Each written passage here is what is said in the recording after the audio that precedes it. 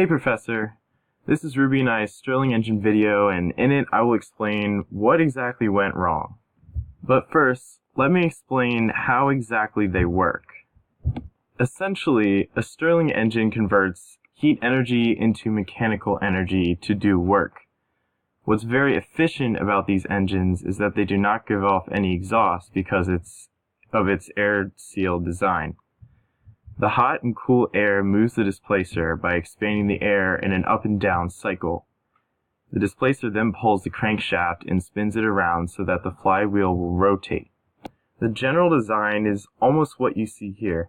We did put a candle underneath of our steel can. Instead of having a mass of clay, we actually had a flywheel, which is what the crankshaft would then spin. Let me quick show you the video that we used as our reference guide.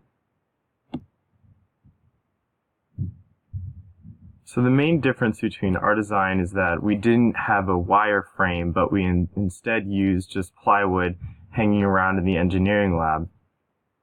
But we wanted to mimic the same idea with the connecting arms that he uses with popsicle sticks. Except one thing that we didn't do is adding the cardboard circle for the wire connected to the displacer piston to be on top of the balloon, and looking back we should have done that.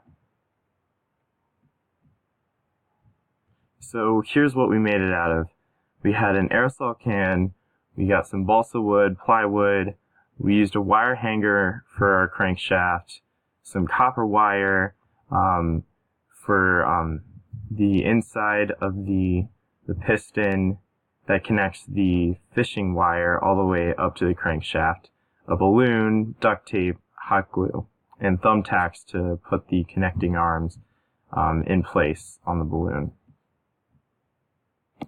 After building, we started testing our design and made necessary adjustments to the crankshaft mechanism and displacer system. We lit a candle and placed it under the can for a few minutes. We tried to kickstart the engine into its air cycle, but it wouldn't work. There are many reasons why it may not have worked.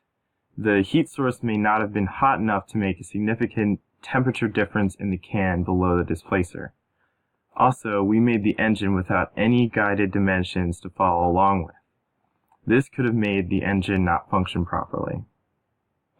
And like I was hinting at earlier, our crankshaft might have had too much resistance due to the angle of the connection arms connected to the balloon. As you can see here, it wasn't straight up and down on the crankshaft, so it didn't allow for the crankshaft to spin properly. Overall, it's an amateur design, but we learned a lot more about engines than we probably would have by looking at just diagrams. We had to problem solve each time something went wrong, but that's the whole fun, isn't it? I'd say keep this project as long as there are better guidelines next time.